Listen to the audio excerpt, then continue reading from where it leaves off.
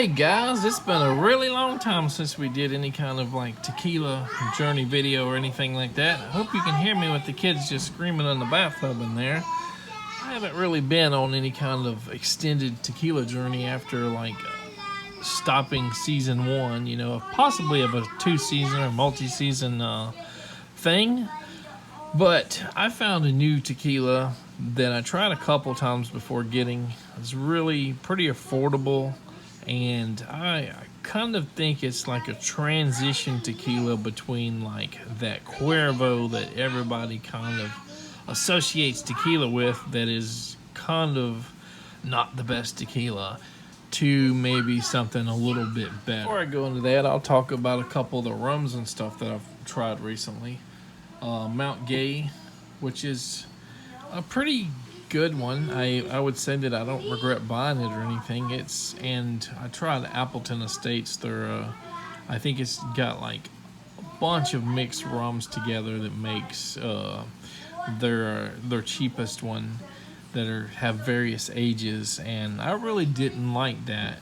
So I tried Mount Gay, and it's kind of got an in-between taste of like sort of with that familiar Bacardi Gold flavor, maybe with a little bit of the that Appleton Estate flavor as well. And when it's mixed together like this, when the flavors are combined, I guess you would say, it's actually a pretty decent rum. Would I buy it again? I don't know. Not now, because we probably are going to try a bunch of different rums in the future. But yeah, it's a solid rum. I think that's about $20 for a 750 milliliter or something like that. But I also have the worst rum that I have ever tried. Flor de Cana, if that's pronounced right. I looked at the ABC reviews on it. It has so many good reviews, but I can only imagine that most of them came from the brand that owns it, probably just trying to sell this. If you told me this is 130, 140 proof rum, I would probably have believed it, because it is the most harshest rum I have ever had. And it's not even that great in a mix, I don't think. It too kind of has that familiar flavor that you're probably used to with like Bacardis, but that's only on the front end. You get like an immediate, like a grassy taste, I guess I would say, right afterwards, and it's so much of a burn that I would not recommend trying this with shots. When you go to these big chain liquor stores, a lot of them have like their own sourcing. It's like Sourced in something on ABC, it's like Spirits Direct on Total Wine, and there's probably other stores that do the same thing. So when I ask about something new at like ABC, sometimes I feel like they're trying to sell their sourced, liquor. And the guy said, you're not taking shots of this, are you? I said, well, probably either or. And he kind of looked at me funny. I see why now, though. So in this case, this guy was probably being honest that this was a little bit too harsh to take shots on. So I don't see myself drinking this, even in desperation. This is probably going to have to be donated to somebody. Maybe BJ can take that, Natalie's friend. Now, before I get into this new tequila that I recently tried and really like, it's a very smooth tequila.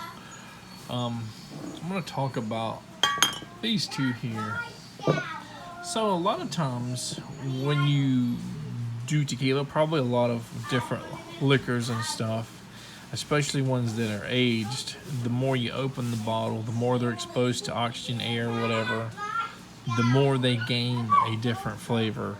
Sometimes that flavor isn't the best, but a lot of times it improves the flavor somehow. When I first bought this, I was looking for something from Natalie, thinking she likes, whiskey over tequila. So the Penelones, which is Matthew McConaughey's brand, I guess, is añejo, and it's a little bit darker than most añejos. I guess the darker the color, the more likely it is you're going to get that whiskey or bourbon-esque flavor.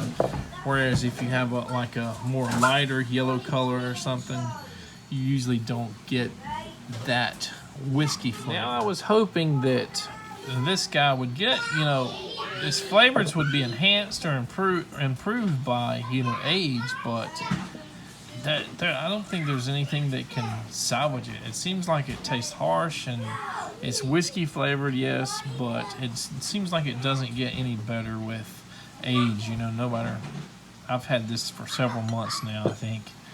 So I would not recommend that if you want something that's going to get better after it has oxygen and breathes for a while. As for the Tequila Ocho Añejo, it really, after several months, it really got a sweeter caramel flavor. The flavor definitely improved. I would say it's still harsh. It's not smooth. Tequilas in general, I guess the good ones aren't known to just be smooth. There are some exceptions which probably have additives and all in them, but this is real traditional tequila. So I'll just take a small sip here.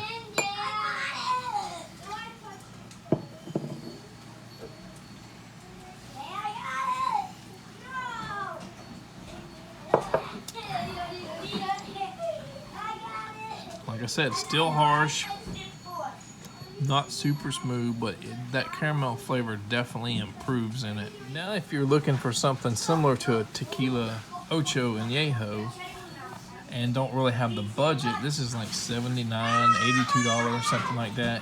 You could go with like an Espinita Reposado, which I think is closer to this Ocho Añejo than the Espinita Añejo. So the more aged, Reposado is like aged a little bit, Añejo's aged more. Extra Añejo is aged a little bit more than that. Usually the more you age it, the more expensive. So get the Reposado and try it, see if you like that. I'm not sure how well it ages, the flavor ages in it, but if you want something you're going to freshly pop open and drink, and you like traditional smoky piñas, then that's probably a good selection. So if I want something, tequila to mix with, this is probably my go-to El Mayor Blanco. And I've did Lunazol, Mi Campo, or Mi Campo. Mi Campo does kind of have an off flavor once you open that cap for a little while, to me at least. Has kind of like that sugar-free or artificially sweetened caramel flavor, even in the Blanco. But this is one, I enjoy the flavor even as shots, but it isn't as smooth as this guy here. Painted Donkey. And it most likely does have additives. It's from a distillery that does like 216 or 212 different brands of tequila, I believe. So a few weeks ago, I was at ABC and they were tasting this in a Reposado, and I just tasted it. I said, well, how much is it? The guy didn't immediately know, so I just kind of walked away. Came back a week or two later, and another guy was sampling both of them. And he didn't even have it on ice yet. I was just following him around the store, and he's like, I'll be there in a few minutes. So when he was finally ready, he gave me a sample. And the first thing I do when I'm sampling anything is I smell it first. And I said, uh-oh, this smells like Jose Cuervo. And it does kind of smell like Jose Cuervo, or something between Jose Cuervo and just like El Mayor or something like that. So we're gonna try this again. Yeah, you don't hear the kids in the background screaming tonight. They finally went to sleep. So I tried this Painted Donkey for a second time, but in the Blanco at the ABC, maybe a week or 2 weeks apart, I think. And it still has that smell of like Cuervo, but I thought it was okay. Then I asked them how much it was, and I think they were on sale, or maybe the regular price, $24.99 or something. So we're gonna sample this here again.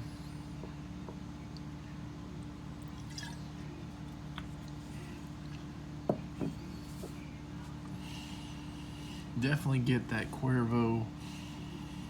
Definitely, it's like a little bit more subtle than Cuervo, but definitely that Cuervo smell. And what makes Jose Cuervo taste and smell so pungent? My only guess is because I have tried, I don't know, 40 to 50 different tequilas now, anywhere between about $17 or $18 a bottle for 750 milliliter, all the way up to like $148, like a Don Roberto Extra Añejo or something like that. So the biggest issue I have is if you're going to drink heavily, you know, how are you going to afford something? You know, like Tequila Ocho or something's not really affordable. Espinito, you know, or Espinita is probably still, you know, around $40 a bottle for a 750 milliliter. Painted Donkey you can get, I think, in a 1.75 at Total Wine for about $50.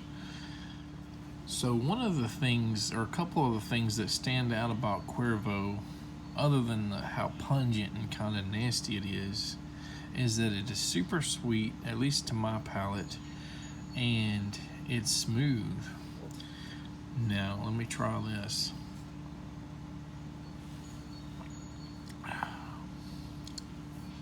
Definitely one of the smoothest tequilas I think that I've tried. You know, and again, most likely the smoothest tequilas probably have additives, you know, to smooth it out. Sugar, caramel, whatever. I forgot to rinse the glass out after putting Tequila Ocho in here, and it makes it taste a lot like Tequila Ocho, that smokiness.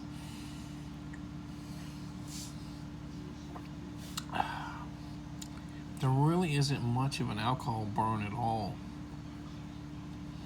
You know, like I said, it's kind of hard to describe. It has like a light Cuervo flavor. If you really look, you know, and try to dissect like pepperiness, you probably will find it, but it's not immediate, you know, unless you're looking for that. Because, you know, a lot of the good tequilas that I like, El Mayor, Lunazol, and Mi Campo, they are all kind of peppery. I guess we can do a light tequila sunrise here.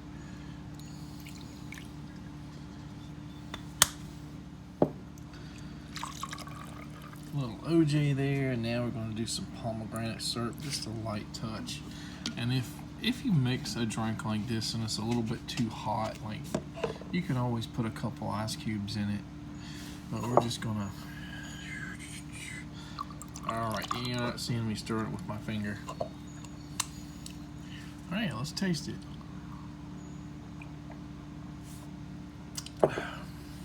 Perfect tequila sunrise.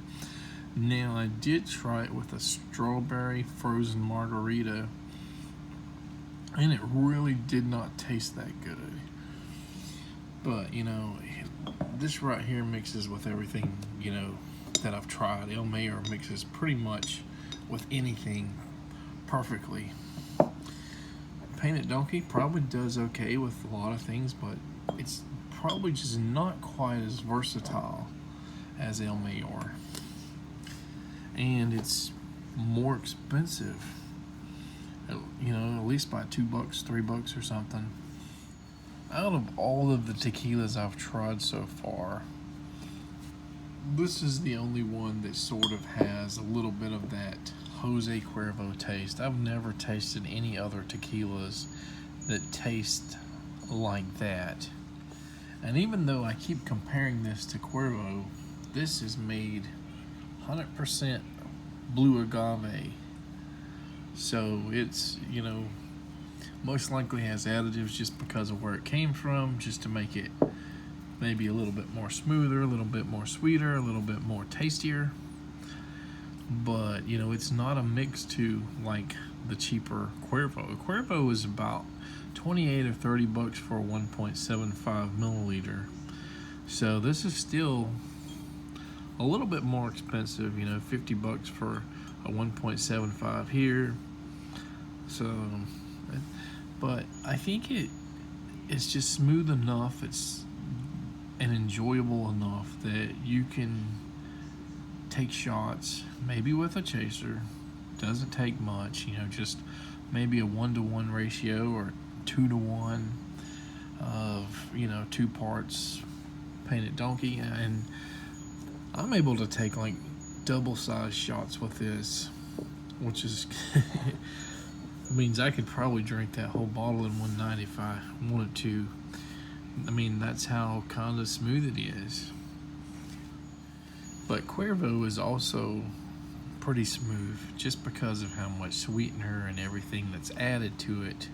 So if you can get over that, whatever that flavor is, that pungency, that almost like rotted something or maybe rotted agave flavor that, you know, just stands out so much, that's fine. But a lot of people get hangovers from it because it's not 100% agave, and they say anything made with 100% agave is less likely to give you a hangover. So yeah, I think, you know, if you have friends that may be too repulsed to drink Cuervo, this may be the perfect introduction, you know, to tequila. You know, it's just smooth enough that, so if you're introducing someone to tequila, I would not go with traditional made tequila because of the peatiness and maybe the harshness. It's not smooth. But you could go with something like this for shots, smoother, maybe a little bit sweet. And you know, a lot of people say vanilla is like the first thing they taste with this. I don't know. I don't really get vanilla. Or you can do like El Mayor, additive free, and this is the perfect to mix with pretty much anything. And these are both affordable options. I have never tried the Margaritaville, which I'm assuming is a mix too. I haven't tried the 1800. I got mixed reviews when I ask people locally about it. So when I'm thinking about going out and trying it or buying a bottle, someone talks me out of it. So it is what it is. Maybe one day we'll get to taste test it or whatever. All right, so yeah, this is probably the perfect, you know, transition tequila between Cuervo and maybe something like El Mayor, Mi Campo, Lunazol, before going to, you know, maybe some other añejos, and ultimately going to something traditional